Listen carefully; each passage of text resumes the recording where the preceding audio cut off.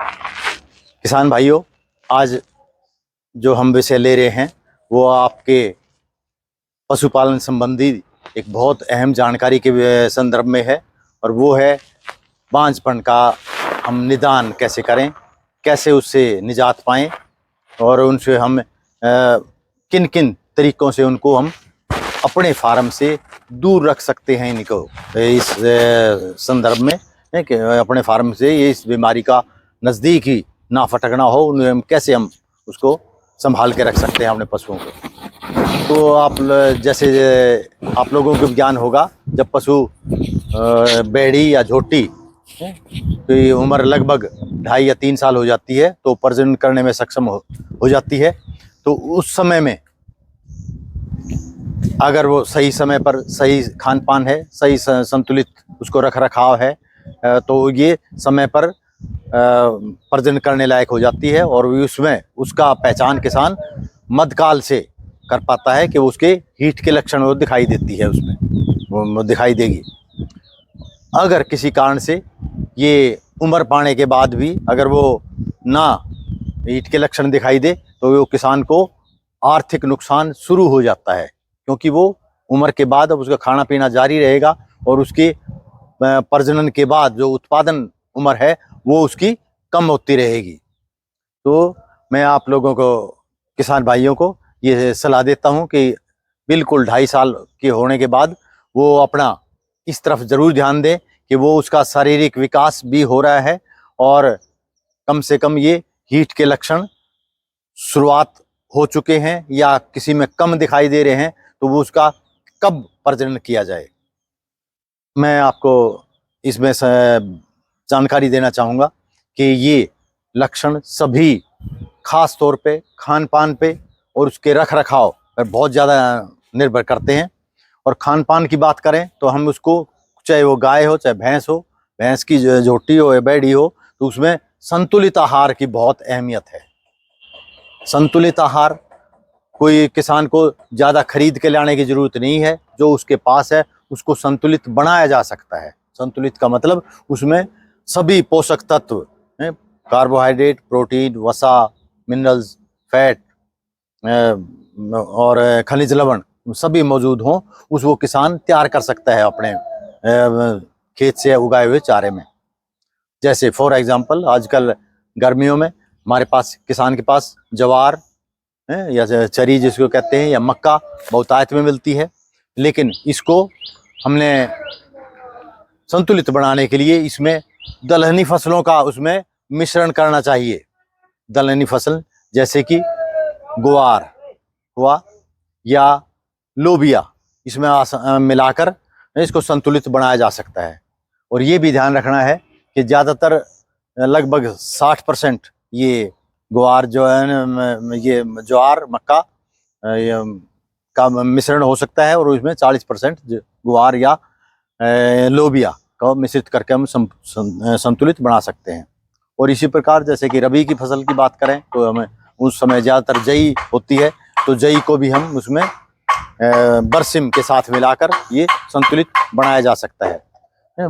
बरसिम अगर नहीं उपलब्ध है तो इसके साथ रिज का भी एक बहुत अच्छा प्रोटीन का माध्यम है, इसको हम संतुलित बनाया जा सकता है। तो इसके साथ साथ, चारे के साथ साथ, वो अगर उसको हम दाना भी साथ में सप्लीमेंट करें तो वो कमी हम दाने के सहारे से भी पूरी कर सकते हैं। दाने में भी हम वो दो मिश्रण बहुत ज़रूरी है उसमें। खाली अगर गेहूं का दलिया खिला देंगे तो वो संतुलित नहीं हो पाएगा। इसमें भी कोई भी दलहनी जैसे कि चना, हालांकि चना बहुत किसान मुश्किल है, महंगा है थोड़ा सा, लेकिन उसके साथ साथ ग्वार का भी मिक्स किया जा सकता है। दाल, मूंग, मोठ, कोई भी ऐसी दलहन फसल मिला के भी उसको संतुलित बनाया जा सकता है। तो ये किसान के लेवल की तो इतनी ही बात है। और इसके साथ साथ किसानों को मैं ये सलाह दूंगा कि बहुत सारे पोषक तत्वों के साथ साथ खनिज लवण भी उसको प्रजनन के लिए जरूरी होते हैं। खनिज लवण में जैसे कि मोटे तौर पे कैल्शियम, फास्फोरस तो हम किसान भी जानता है वो मिलने ही चाहिए, लेकिन उनके साथ साथ बहुत थोड़ी मात्रा में सूक्ष्म तत्व भी, जैसे कॉपर है, मैग्नीशियम, कोबाल्ट है और तांबा है, इनके भी बहुत थोड़ी थोड़ी मात्रा में उनकी भी ज़रूरत होती है, इनके कारण भी होती है। तो सलाह है किसान लोगों भाइयों को कि अपने दाने के चारे के साथ साथ मिनरल मिक्सचर जो आजकल बड़ी अच्छी अच्छी कंपनियां तैयार करके देती है, उनका भी सेवन एक रेगुलर मात्रा में करते रहेंगे तो इनकी कमी नहीं आएगी। और बांझपने की ये जो बहुत बड़ी समस्या है, किसानों को बहुत आर्थिक नुकसान अगर कैलकुलेट कर रहे हैं तो बहुत नुकसान होता है अगर वो उम्र पार कर ले या ब्याने के बाद भी 5-5, 6-6 महीने तक अगर ईट में नहीं आती है तो वो किसान को बहुत नुकसान होता है। तो डॉक्टर साहब, जैसे आपने बताया कि पशु ये बांझपन है, जैसे मान लो कोई पशु ब्याह जाता है, उसके कितने टाइम तक उसका वेट करना चाहिए कि वो पशु को हम एआई करवाएं या वो पशु हिट में ना आए? हाँ। तो उसका कितना टाइम तक हम वेट करें? बिल्कुल सुनील जी, बहुत अच्छा सवाल पूछा है। किसान इसमें थोड़े से लापरवाह हो जाएंगे तो इसमें बहुत नुकसान होता है उनका। और इसलिए वैज्ञानिकों ने ये सलाह दी है कि 2 महीने का या अथवा 60 दिन का एक आइडियल समय है कि इस समय में वो पशु दोबारा हीट में आना ही चाहिए, अर्थात उसका मत चक्कर 60 दिन में तो जरूर चल जाना चाहिए। अगर ये 60 दिन में वो नहीं आता तो किसान को सतर्क होकर किसी तकनीकी व्यक्ति की सलाह लेनी चाहिए। और ये बिल्कुल खान पान की तरफ भी और ज़्यादा ध्यान दें या मिनरल मिक्सचर की तरफ से भी ध्यान देके, अगर फिर भी नहीं होता तो किसी तकनीकी व्यक्ति की जरूर सलाह लें ताकि उसको गुदा परीक्षण करके उस जननांगों का निरीक्षण कर पाए।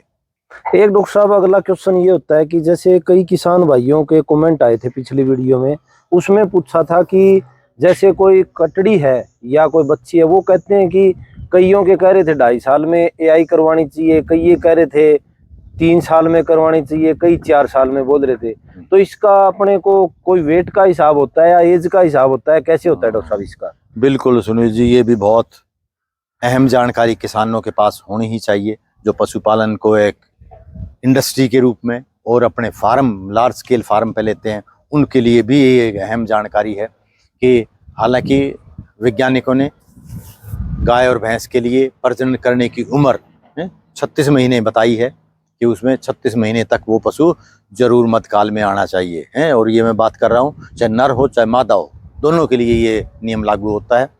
लेकिन अगर किसान बहुत अच्छी तरह अगर रख रखाव कर रहा है, खान पान में किसी चीज़ की कमी नहीं है, तो हमने देखा है कि ये अगर 2.5 साल में अर्थात 30 महीने में भी वो पशु हीट में आ जाए तो उसके एआई करवा सकते हैं। क्यों? और साथ साथ ये उस समय ये हम 30 समय का कर सकते हैं जब उसका शारीरिक विकास हो चुका हो और उसका इंडिकेटर और उसका मापदंड केवल एक हम उसके शारीरिक वजन से ले पाते हैं। और वैज्ञानिकों ने ये बताया है कि ये गाय में इसका वजन 250 किलो होना चाहिए और भैंस की प्रजाति में ये 3 क्विंटल।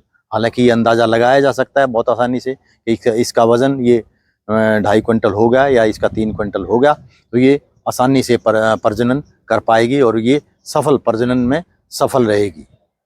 एक डॉक्टर साहब, इसमें जैसे मान लो आपने बताया, बहुत बढ़िया चीजें बताई है ये, तो अब मान लो कोई पशु है, इसमें कोई ऐसा भी होता है क्या जो कई देसी चीज हो, कोई भाई पशु हिट में ना आए तो उसको आप कोई ऐसी चीज खिलाएं जिससे वो पशु हिट में आ जाता है?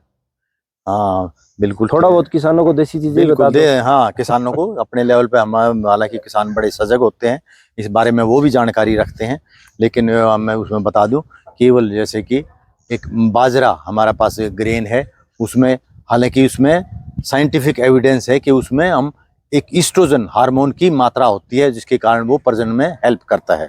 और ये हालांकि जो दुधारू पशु हैं किसान उनको देने में अवॉइड करते हैं क्योंकि टेम्परेरीली उस ईस्ट्रोजन कंटेंट से उसमें दूध की मात्रा कुछ कम हो जाती है, लेकिन वो प्रजनन में हमेशा जरूर हेल्पफुल रहेगा। और ये अगर उसके समय निकल चुका है, उसका ब्याने के बाद भी वो समय पूरा कर चुके, 2 महीने से ज़्यादा हो चुके, तो वो बाजरा दे के हम उसको किसान भाई उसमें हीट में ला सकते हैं। और अगर बैडी को भी है, बैडी का अगर लगभग 3 साल की होली और नहीं बोली है, कोई आसार नहीं है, तो उसमें हम बाजरा और कितनी मात्रा में देना होता है सर बाजरा ये? हाँ, बाजरा को लगभग अगर दोनों टाइम देते हैं, एक दिन का लिए 2 किलो सफिशिएंट है और वो लगभग 4-5 दिन तक देना ही सफिशिएंट रहता है, नहीं तो इसमें फिर दूध की मात्रा उसमें कम हो जाती है। कितनी मतलब कैसे देना चाहिए सर, जैसे मान लो बिल्कुल, उबाल के हाँ, कैसे ये भी अच्छी सवाल पूछा है कि इसकी, क्योंकि इसमें ये इसकी जो ऊपरी परत है बहुत हार्ड होती है,